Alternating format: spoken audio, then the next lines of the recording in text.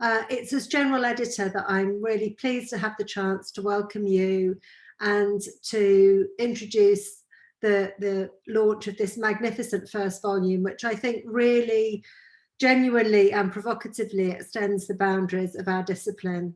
I'm just going to say a few words about the project as a whole, which has been a colossal endeavour, also properly collaborative and ambitious, I hope, in all the right ways. So it was initially prompted 5 years ago by an invitation from Ray Ryan at Cambridge University Press for Caribbean literature to be part of Cambridge's Literature in Transition project. And the first challenge obviously was to decide what might be in scope for 3 volumes and also who the strongest editorial team would be to bring this project together. When I approached the brilliant pair that have edited this volume, Evelyn O'Callaghan was Dean at the University of West Indies Cave Hill, and Tim Watson was the departmental chair at Miami. I was also headed for a new job as head of school at UEA. So there were a few raised eyebrows in prospect. I think we all knew what was involved in editorial work, and we all knew that we'd be exhausted and exhilarated in equal measure. I think we also all knew that this was an opportunity to be involved with an incredibly rewarding project. And I do want to say a big public thank you to you both, because I know you took this on at a time when you had very many other responsibilities. Since that time 5 years ago, everything really became possible because of the editorial team. So working with Evelyn and Tim, and also with the co-editors on the other volumes, so Raphael DeLeo and Cadella Forbes, who edited volume 2, and Ronald Cummings, who worked with me on volume 3. Also our brilliant research associate, Marta Fernandez-Camper, who contributed her strengths, particularly her interdisciplinary insights in shaping the work. And together we brought together the 99-page book proposal and a stellar lineup of contributors, some of whom you'll hear from shortly, and all of whom you'll hear from when you explore the book. And I can promise you it's addictive reading. So being able to take that step back from your field and to reimagine its critical possibilities, its history and its geography has been a real privilege. Those of us who work in the field or who are engaged in it as writers know that those definitional parameters are very fluid but not uncontroversial in relation to Caribbean literature. When counts, where counts, and who counts have all been the subject of energetic dialogue. And our collective task in shaping the scholarly inheritances of our own moment was daunting but exciting. I think the most demonstrative gesture of rearrangement has been the one of chronology, which this volume really addresses. By bringing back, I mean, certainly when I did my PhD, I was told that Caribbean literature started in the 1950s. So bringing that date back to 1800 was a really bold decision that this launch will help elucidate. We chose moments that overlap, so 1800 to 1920, 1920 to 1970, 1970 to 2020. All of them we thought were significant moments. Of course, what we didn't know at the time was that 2020 itself would be so significant. We wanted to be able to represent the multi-locational nature of the Caribbean and its multilingual character. And generally, I think, to work in a mode of openness and inclusion, to point to how much we could bring to the field, but also how much more there was to explore. So in that way, I think that the project was to deliberately fray the edges and not to neaten the seams. And I'm really proud, I think, to have been involved in this project that I hope will be a transition in its own way, really helping to characterize Caribbean literature in a much more expansive character, and also to point to a lot of really promising footholds into the area for future scholars to come, who will no doubt have many more volumes when this is in its next iteration. And I guess it's in that spirit of hoping that the project as a whole will redefine but not be definitive, that I'm going to hand over to my editors now and hope that you'll enjoy the launch. Thank you all for coming. Thank you, Alison. And I'm going to, along with my co-editor, Tim, try and give you a quick overview of what this volume actually contains.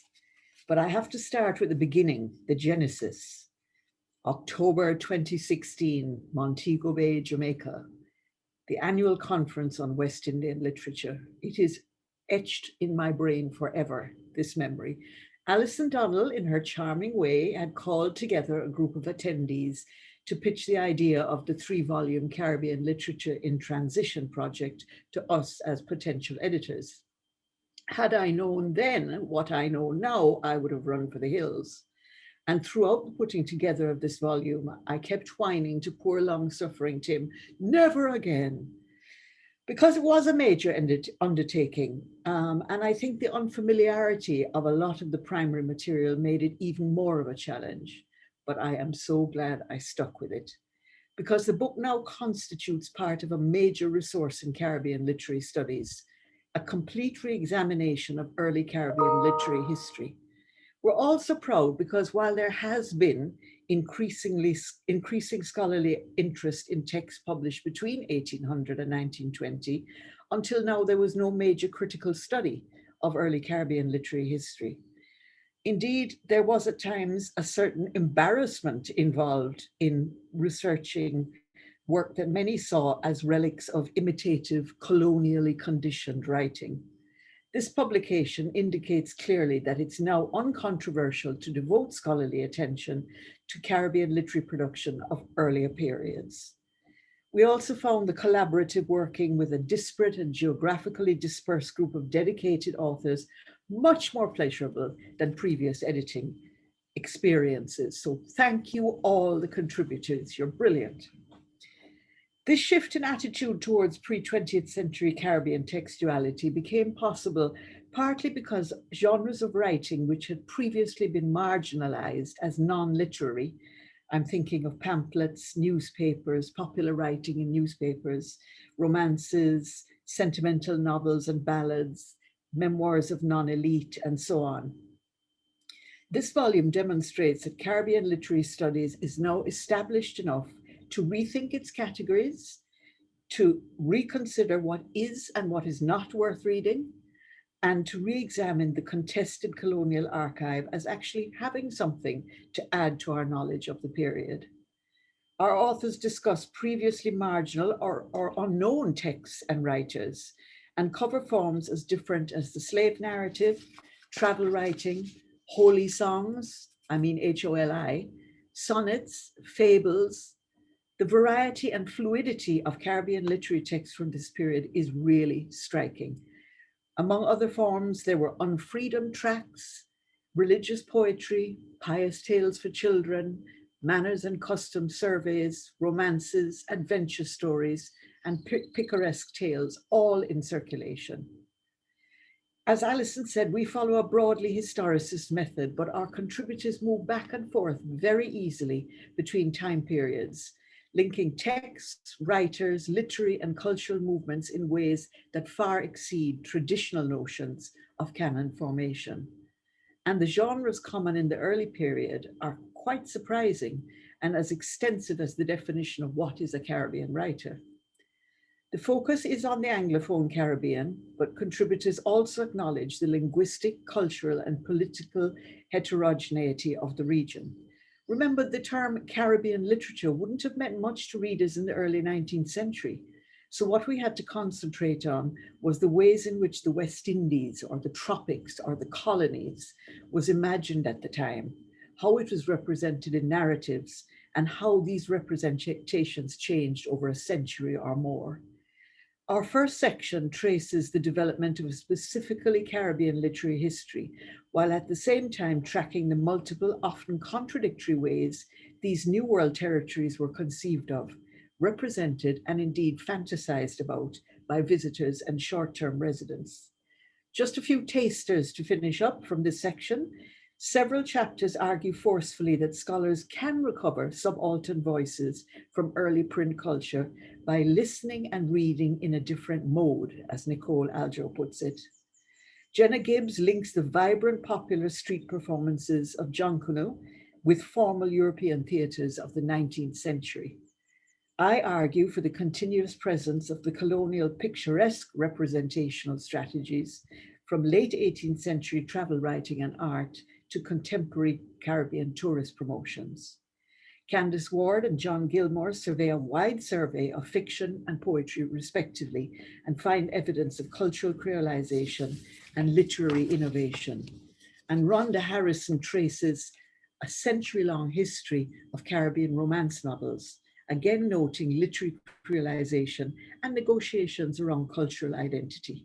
So rich, so wide-ranging, this first section is a great start to the volume. Over to you, Tim. Thank you so much, Evelyn, and thank you everybody for being here today, remotely, but here. And mostly, I just want to say thank you. Thank you to Alison for inviting me and then persuading me to take on this editorial role way back when.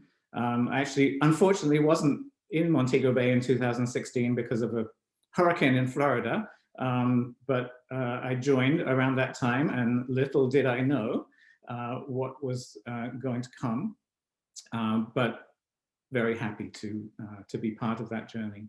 Thank you to my brilliant, wise, and witty co-editor, Evelyn. Thank you to the editors of volumes 2 and 3, some of whom I know are here with us today, Rafe, Cordella, Ronald, and Alison again. Thank you to Marta Fernandez-Campa, whose editorial work and research were, as Alison said at the beginning, vital in the early stages of this project. And Marta, I know, is joining us today as well. Hello, Marta. Thanks to the team at Cambridge University Press who supported us. And thank you today, especially to Emma, for the production of this launch event. And thanks most of all to our amazing contributors. And many of you I see are here today. You are amazing, you are brilliant, as Evelyn said. And I mean, just a little personal note, as I navigate my own transition from mid-career to late career scholar. It's funny, you don't hear the term late career scholar very much, do you? Mid-career, early career.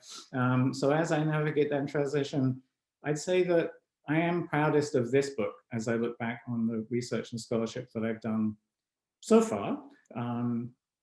And it's been an amazing privilege to be part of this team of thinkers, critics, readers, writers, and scholars. So thank you for that opportunity. I think collaborative research is on the rise in the humanities, and this is a fantastic example of it. And in that spirit of collaboration, I encourage people to post questions or just, wave and say hello in the chat box, which is open. If you have more formal questions, do post them in the Q&A, and we'll hope to have some time to respond to those collectively at the end of this session. So Evelyn, and Evelyn doesn't know this, she's done a fantastic job summarizing the volume as a whole, the stakes of the project, and the first section, which is called Literary and Generic Transitions. And she was expecting me to summarize all the essays in sections 2, 3, and 4, cultural and political transitions, the Caribbean region in transition, and critical transitions. Those are the titles of our different sections. I'm going to go rogue and not attempt to summarize all the essays in the volume, but I will post a link to the table of contents, to a PDF of the table of contents in the chat, so you can see the incredible list of essays there are there. And there we go. Instead, I want to highlight our cover image, which, if I bring it a little bit closer, you can see, is by the artist Ferla Baez, and it's called Untitled, A Correct Chart of Hispaniola with the Windward Passage. Without oversimplifying, I'll just say that that image captures some of what we're trying to do in this volume. I first saw Baez's work at the PAM Museum downtown in Miami, and I was very struck by it, and we were very grateful to the artist and her representatives to allow us to use that image on the cover. And that image we think speaks to what we're doing in this project collectively, to create a new critical and creative map of colonial era Caribbean literature that overwrites, that oversteps, and if you like, squats gracefully, but also robustly, right on top of the map of the colonial slavery indenture era Caribbean. And so let me highlight just a few of the transitions that collectively we think our contributors make in this volume. And I'll just mention 4 briefly. Firstly, I think we collectively displace Britain as the center of this period, while at the same time going beyond the idea of a kind of vindicationist model that can itself put Britain back at the center because it's what you're opposing. So the 2 figures who are perhaps the closest to canonical in the Anglophone pre-1900 Caribbean, John Jacob Thomas and Mary Seacole, are both ambivalent figures in the essays that are devoted to those writers and thinkers in this volume. So we displace Britain. The multilingual character of the Caribbean, and Evelyn already mentioned this, and I think it's really important to highlight that. And I wish that we had been able to do more in terms of non-Anglophone Caribbean, which is so vital and important from the period pre-1900 and pre-1920 in particular. And then the fact that our Caribbean is a massively expanded Caribbean that takes in and thinks about connections to India, to China, to Venezuela, to the rest of Latin America, to Panama in particular, to New Orleans, to African America, to the US South. The Caribbean pulls in and is vital to all of these other regions in this period. And then finally, a critical transition. And I would say that this is incomplete, but a move away from periodization.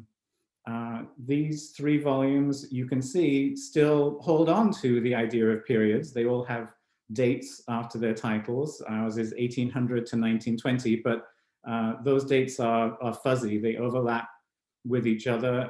Our initial model had decades rather than cutoff dates. I think 1920s was our cutoff and would overlap with volume 2. Rhonda Cobham-Sanders' essay here could just as easily have gone in volume 2, although we're very glad to have it here in volume 1, where we think it's vital. We haven't quite done away with periodization, but maybe in the next iteration of this series. Previously, in earlier launches, Alison had mentioned 6 volumes. I noticed Alison didn't specify a number of volumes when she gave her introductory remarks just now, but 6 sounds good.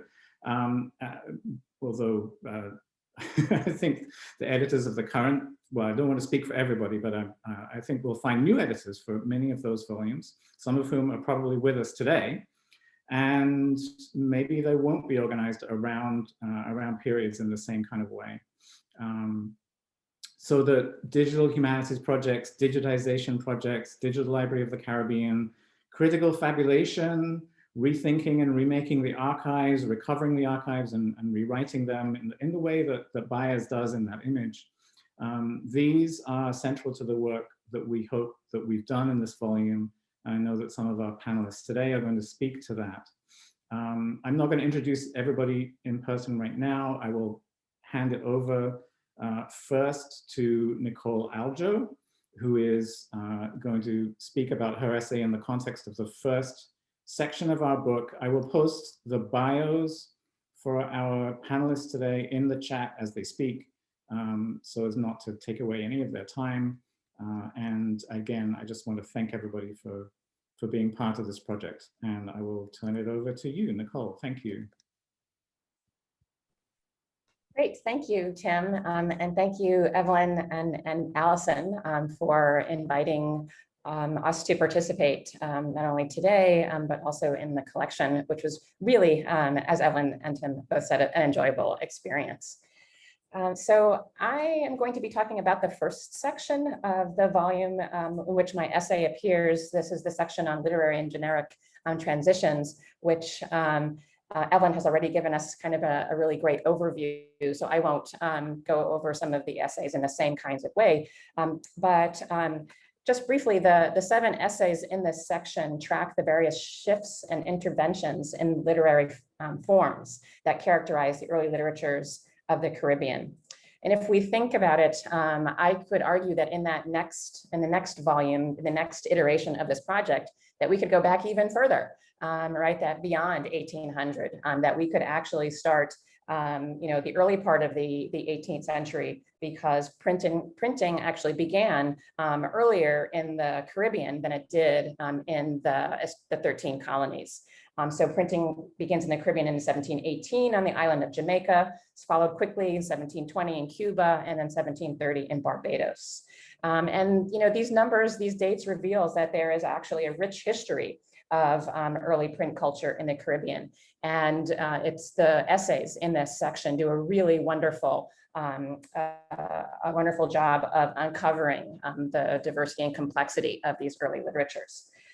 Although much of this early discourse is about the Caribbean by outsiders, essays such as my own, which focuses on the slave narratives of Caribbean women, as well as the essay by Jenna Gibbs, which focuses on Junkanoo performance, is endeavoring to challenge these artificial boundaries and to include within our understanding of Caribbean literatures other kinds of text, other kinds of writing.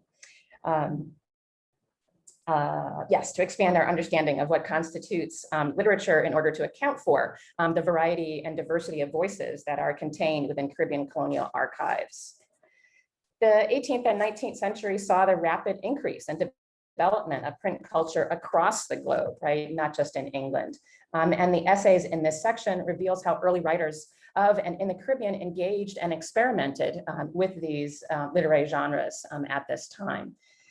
Beginning with Kelly Weiskopf's analysis of Caribbean colonial narratives, which could operate as a really wonderful metaphor for the entire volume, in that Weiskopf argues and highlights the ways in which these narratives created an insidious rhetoric of indigenous absence, right? Where she's basically arguing that these narratives, the colonial conquest narratives, created this story that there was no one in the Caribbean, and hence, right, it was ripe for colonization. Such rhetorics of absence or lack also characterize the writing of the Caribbean picturesque, which Callahan analyzes in her chapter. The aestheticizing move of the Caribbean picturesque lays the foundation for the control and conquest of the land, so key, as Callahan points out, to the colonial process. A chapter by Candace Ward tracks the narrativization of the Caribbean life experiences, as well as the movement of Caribbean fiction from primarily objecthood, right, being written about, to moving towards subjecthood, right, where the Caribbean becomes the agentive subject of the novel. And then this section concludes with Rhonda Harrison's essay on the way Caribbean writers refigured notions of a literary romance in order to address the unique relationships between writing, identity, history, and culture during the early period. And so I think I will wrap up and I pass it to Lisa. There we go. Okay, thank you so much, Nicole. And I too just want to begin by thanking everyone, Evelyn, Tim, Allison, and for the privilege of being here. I've just learned so much. So this has been completely invaluable to someone who is landlocked like me in the middle of Canada. Okay, so when Evelyn asked me to speak briefly to the 5 essays, one of which is mine, in the cultural and political transitions sequence, I was honored. As I read through all the essays the first time, especially in the context of your introduction, Evelyn and Tim, a line kept running through my mind, and it was, what you see depends on how you look. Each essay in the sequence seems partly to be about making sense of something that presents as a kind of oxymoron. In fact, I think that's a term that actually turns up in one of the essays, something that looks contradictory in that long period, of transition when the writing was on the wall for the demise of slavery, but the language for speaking to the wreckage it caused still underdeveloped. The essays in this section speak to what that language looks like, sounds like, and what we've learned and how we've learned how to listen better and to hear it. And I'm going to I want to just give a sense of what I've got some quotations from, brief ones from those essays. But as Tim says, we're starting with the people who have historically been recognized. So first it's Faith Smith's essay, John Jacob Thomas and the Grammar of Freedom. And she speaks to how difficult it was for Thomas, born in 1841, so literally in that first generation of people to be born free in Trinidad, into focus. He was a brilliant, articulate, multilingual superstar who'd mastered Greek, French, Latin, Spanish, Hindustani. But Thomas was, as Smith says, caught in that paradoxical condition from the dominant perspective of the time of being an intellectual Black man, at once recognized for his book, The Theory and Practice of Creole Grammar, which got him an invitation to the London Philological Society in 1869. And yet, as Smith says, quoting Carlyle, aping the little graces of civilization. Now, from a 21st century perspective, Thomas still looks like a contradiction. And Smith is very good. She says, depending on the way you look, he either inspires or embarrasses. He's either accommodating or resisting. And so this, I think, speaks to that collision of the way the time periods are framed. The next two essays, mine, How Barbados Transformed Eliza Fennick into a Reactionary, and Norval Edwards, Mary Seacole's probably sort of travels and tales. Again, as Tim says, she's probably the other person who's also well known to start.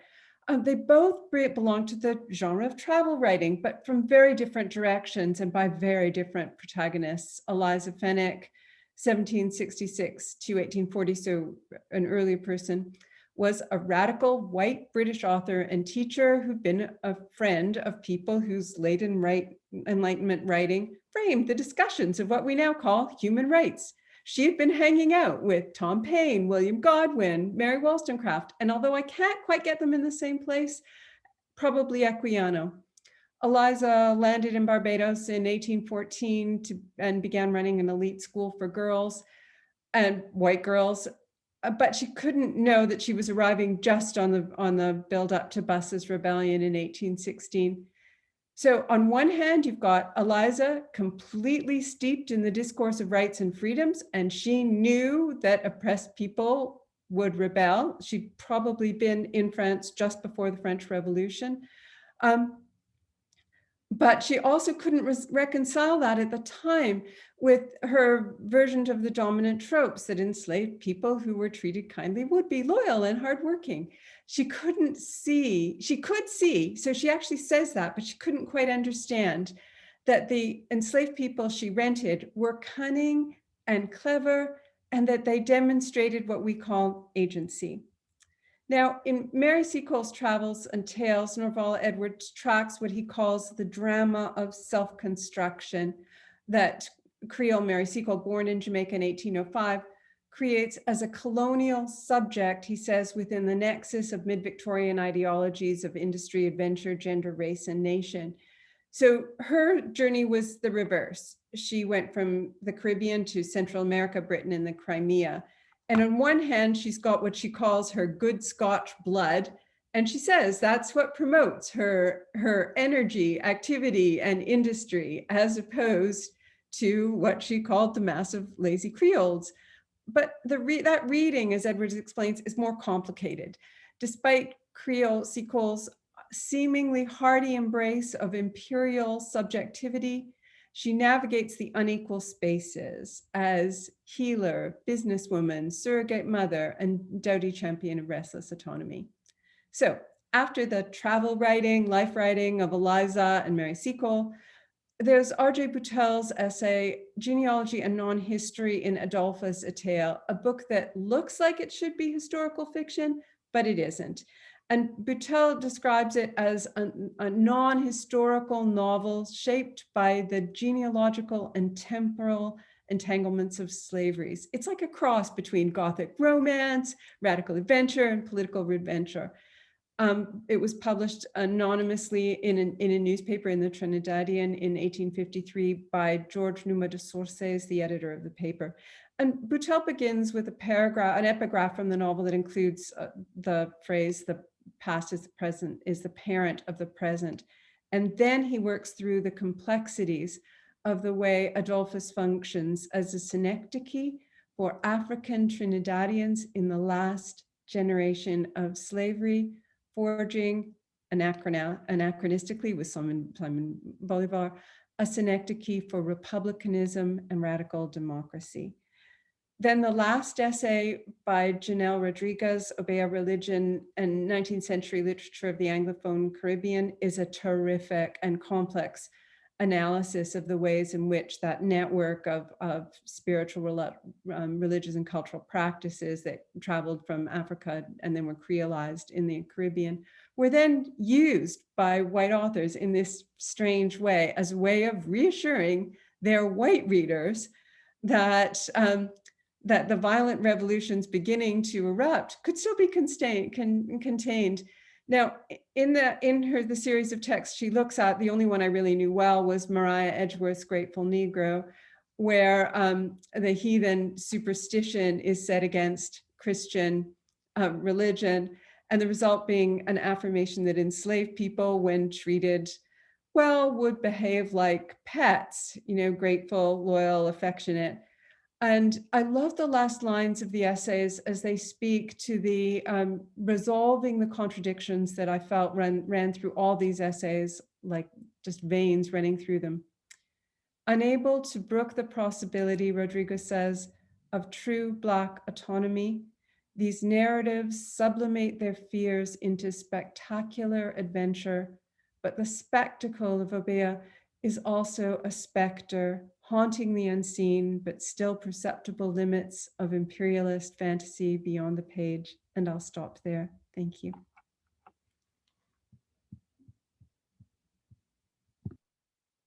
Hi, so I think I'm next, and hi everyone. It's so lovely. Going through these volumes was like being at a conference which nobody's been able to go to, and seeing all your friends and saying, oh my goodness, that's where that work went. It's so lovely, and I'm happy to see so many of you also here through the chat. So the section that my essay appears in is called The Caribbean Region in Transition, and I'm not going to do as detailed run through of what's actually in the essays, because it's like, go buy the book or get your library to buy it. But it's all the essays. I think they're tied together by looking at previously overlooked cultural juxtapositions in 19th and 20th century Caribbean communities, between racial and gendered groups, between languages, between internal and external geographical locations, and between ideological perspectives. So Cadella Forbes's essay examines changing attitudes to the Caribbean in African-American newspapers, while from the opposite direction, Jonathan Booth traces the impact of the US Civil War on political writing in Jamaica and Cuba. And there's a lot of that kind of mirroring in the way that the essays in this section work.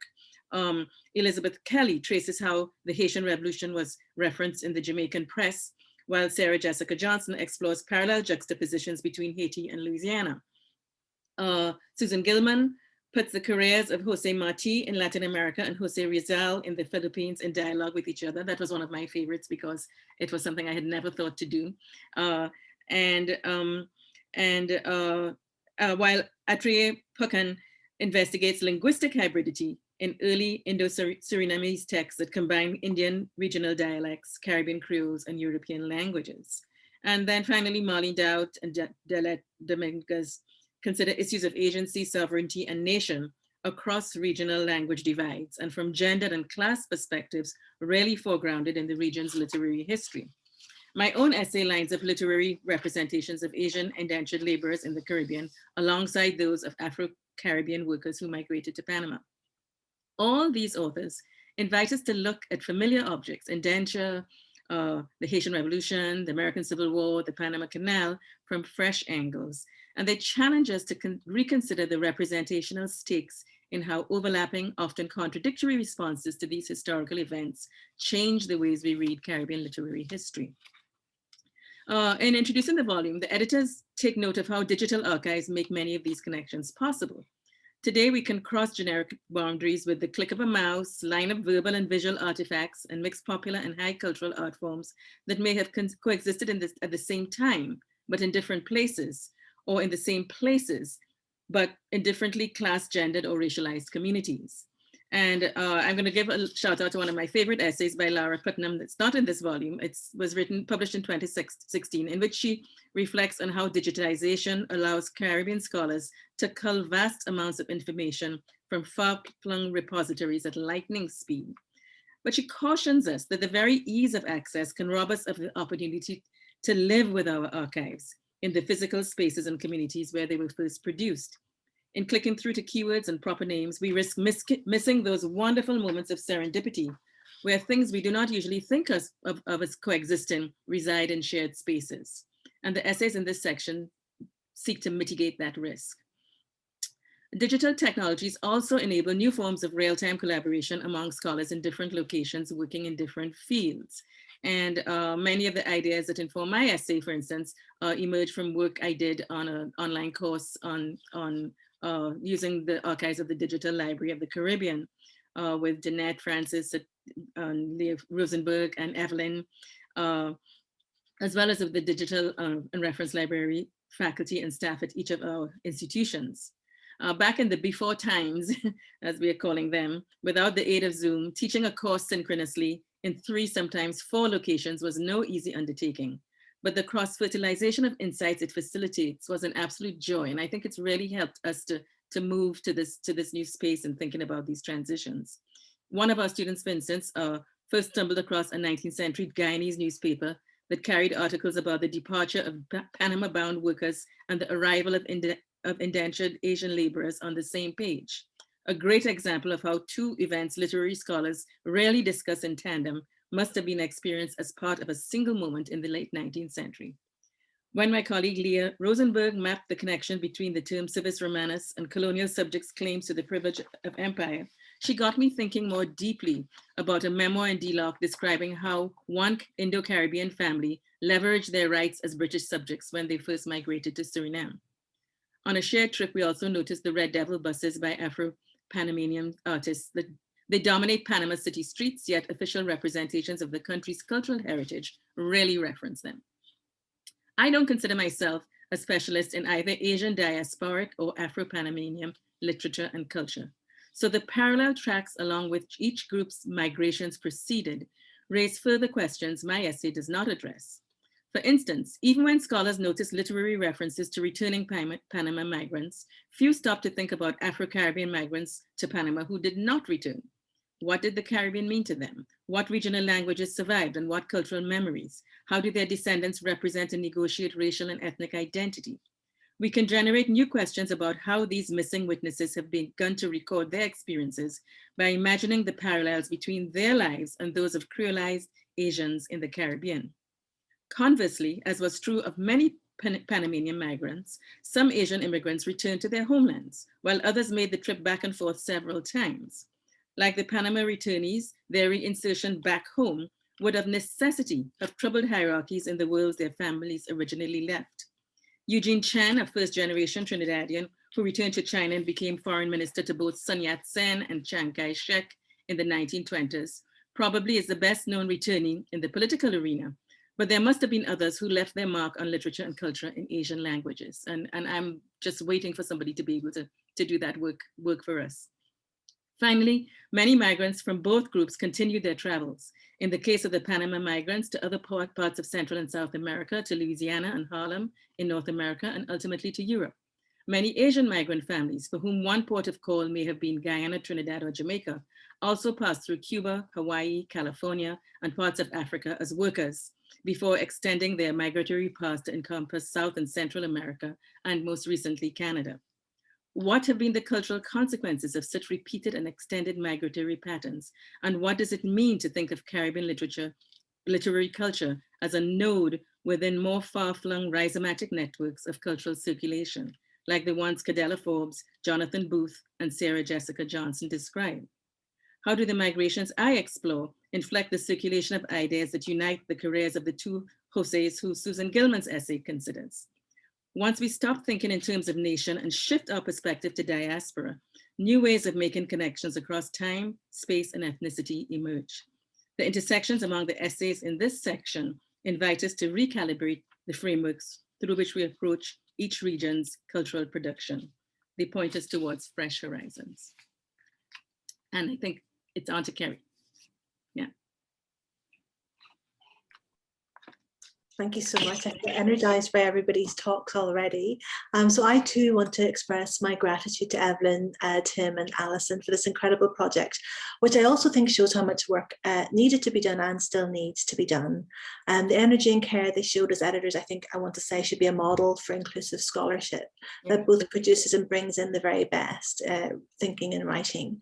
My own essay comes in part 4, which is the final part of the volume, and it's called Critical Transitions. It features 4 essays which discuss significant shifts in the critical and theoretical terrain surrounding Caribbean literature and take some risks. I think these essays take some risks, as do all the essays, as well as opening out some new methodologies and theoretical questions for taking us forward. I think this, as the entire volume shows, is a vibrant and responsive field that is fast moving beyond what might be called post-colonial frameworks and conjoining with multidisciplinary fields, as everybody says, genre studies, art history, sociology, and here from the point of view of, I've just come to the US in the last few years, ethnic, indigenous and Black studies, to help us keep finding ways to discuss Caribbean literature that are adequate to the richness and complexities it offers. As someone who grew up in Trinidad and then was educated in Ireland and the UK, being part of this series is very special to me. It gives presence and authority to an area of study that I was discouraged from following as a graduate student, and is a powerful statement about the significance of Caribbean literature that has transformed literary history. I'm incredibly proud to be in such wonderful company. It allows us to conjoin literary histories and to see connections between worlds that were separated by colonial imperial forces, and to enter new intellectual and creative spaces that help us to see those connections rather than apartheid as a defining aspect of our condition. I've just been reading Stuart Hall's memoir, Familiar Stranger, in the last few weeks, and as a young man moving from Jamaica to England, from one world to another, he says, from colony to metropole, there were no connections made between them, he says. Others, he quotes, said, tended to see the world as much more compartmentalized. To me, their interdependence is what defines their respective specificities. In everything, they reverberate through each other. So I think those words really are helpful for us thinking about this entire volume. We are entangled by coasts, oceans, histories, blood, languages, and creolized cultural practices that I think require the sharpest of critical interventions to read. The reverberations of Caribbean literature create these new critical needs, and the responses are here in part 4 of this volume. One of the most significant of these reverberations to be discerned is, I think, as everybody has mentioned, around periodicity. As much as the spaces of the Black Atlantic, Caribbean, Europe, and the Americas are joined, so too are our temporalities disturbed, making Anglocentric linear notions of literary history almost useless, I will contentiously say, in the Caribbean literary context. And hello to some of my fellow contributors who are here. Sherry Marie Harrison's essay is the first essay in the section, Creative Writing of Early Caribbean Texts. And she begins with exactly this point. As she notes, the Caribbean literary tradition of rewriting from Wide Sargasso Sea onwards is forged in liminal, unstable spaces of connectedness to produce what she calls, quote, a new body of diasporic writing by authors like Dion Brand, Carol Phillips, and Shani Mutu. They reach back into the past, into archaeologies of culture that define present Caribbean literary production. And in fact, the material we're dealing with disturbs these temporalities themselves.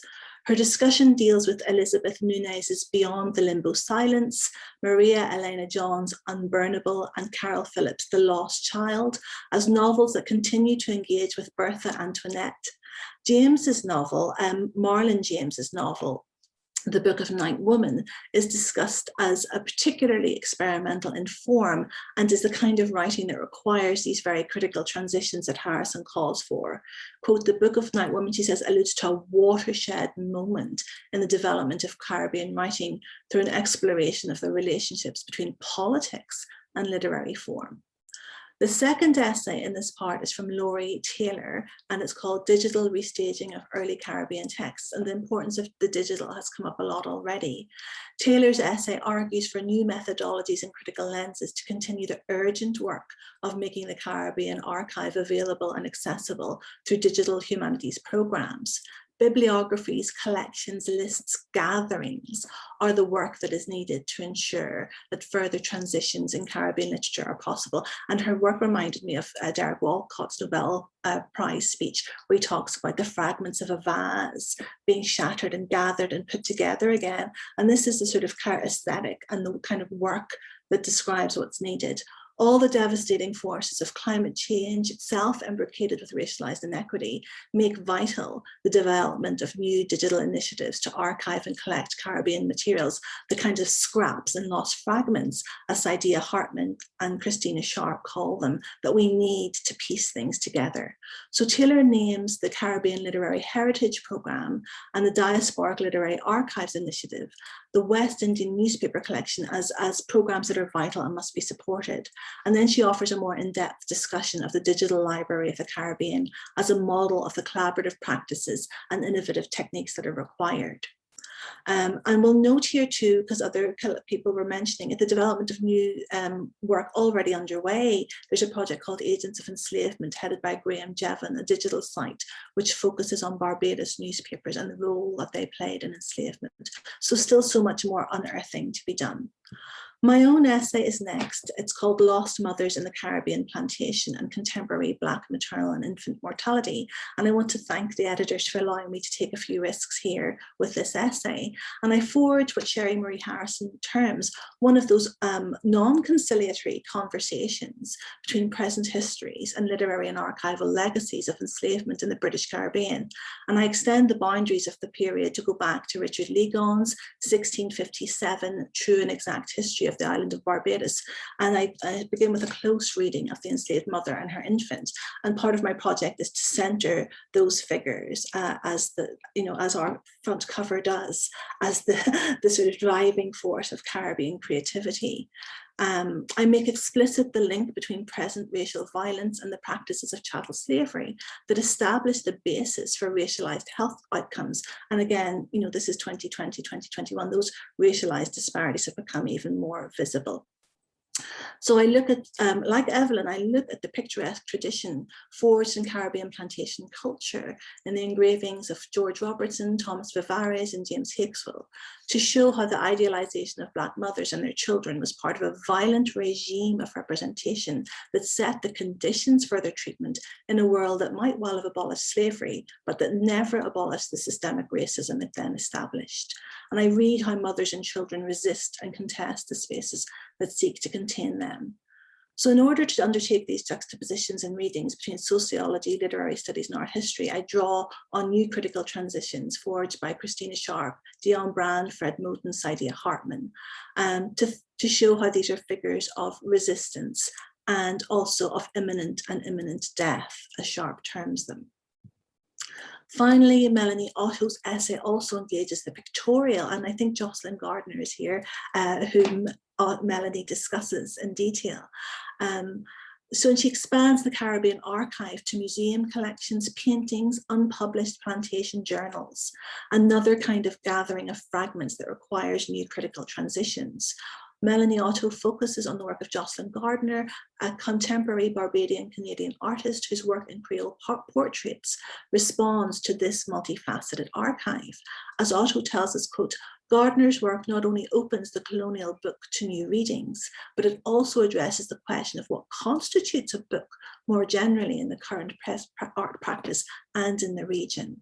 So I think Otto's work shows how Gardner's work is exemplary of the kind of fusions, period problematizing, creolizing practices and methods that are required in order to approach the archive.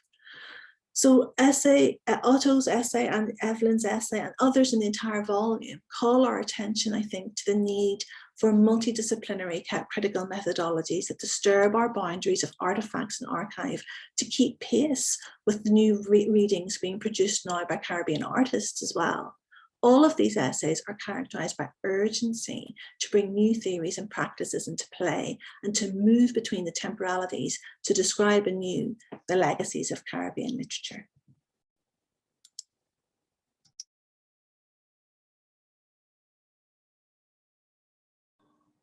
Thank you very, very much, everybody. That was great. I can't believe you kept to time, and so much was in what you said. We have just a few minutes left. Is this the period where we ask our contributors to turn on their cameras? Yep, please, guys, we'd love to see you. There's only one question, so I'll tell you what that is when I see your face. Come on, turn them on. Okay, while people are doing that, there's a question in the chat that asks from Robert Lee, asking John Robert Lee, asking whether anything exists in Caribbean history that parallels our Caribbean lit in transition. Hey, Jenna. Janelle, it is. I'm sorry, could you ask the question again, please? Good morning, good afternoon, good evening. No problem. It's in the chat so you can see it. Do parallel studies in Caribbean history exist? Parallel studies means, I assume, parallel to the what our volumes do. I can't answer that. Can anybody? Do parallel ones exist? Well, we're not historians. Well, we're Yeah, literary. I don't know.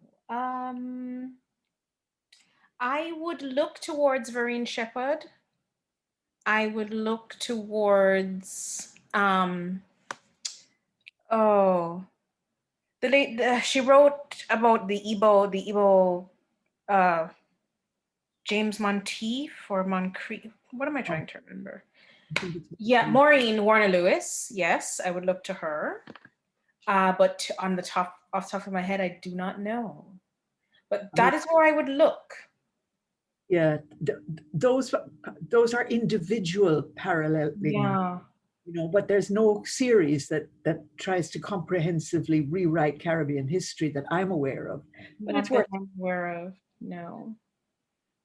Hi, everybody. Lovely to see you and to meet you face to face for the first time. Trey, I know. Melanie, I know. Sherry, hi. Jenna, Sarah, Janelle, I know. And John, I would never have recognized you. But there you go. That's what it is to all of us. Old age. Face to brute. I don't know if anybody else wants to add anything to what we've heard so far.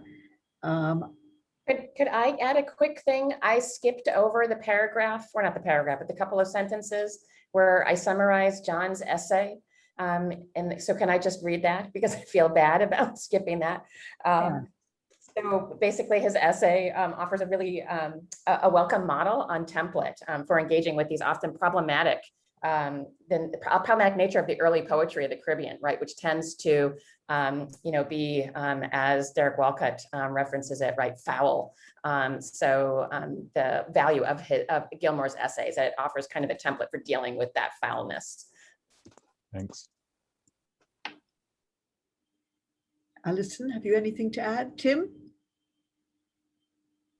Well, I note Carolyn Cooper's comment in the chat earlier on, recognizing Barbara Lowler and Jean DaCosta's work, and certainly we've produced this volume with a legacy of other work that come before us. It's not as if this has been created out of nothing. That work was vital. The co-edited collection that Nicole and Aljo and Brick and Kerry and now I'm still blanking on the third co-editor of was it Karen Salt? Was it Tom Cries? Tom Cries, right? That came out from Palgrave maybe 3 years ago. That was an important volume in early Caribbean literary studies. So there's a lot of work that's been done, and our book would not have been possible without that earlier work. So we want to recognize that. For sure. And I must say, I think I was really glad that you focused on, in your overview, Kerry, that you focused on Melanie Otto's concluding essay, and also, of course, your own. The way in which we have moved beyond textuality as writing to textuality in terms of pictorial representation as well. And I really think that this is a field that is so fertile for exploration. I know Melanie's done some work on other Caribbean artists as well, but it's something I would really like to see a lot more of. I mean, we discuss films, we discuss paintings, we discuss poetry and novels and plays and John Canoe and performances and a really wide range of Caribbean expression. So I think that was a very nice point to make, Kerry. Okay, well, I have nothing more to say. I think we've chatted enough. Does anybody else have anything to add? I just want to say on behalf of all of us, no, on behalf of the editorial team, what a great crew you all were and how hard you worked in conditions that, Lord have mercy, may never come again, I hope, and produced really, really excellent work. I think, as you said, it's like a box of chocolates, very rich. You can't eat it all at once. It takes a while to digest, but really a valuable collection. And thanks above all to Tim and Alison.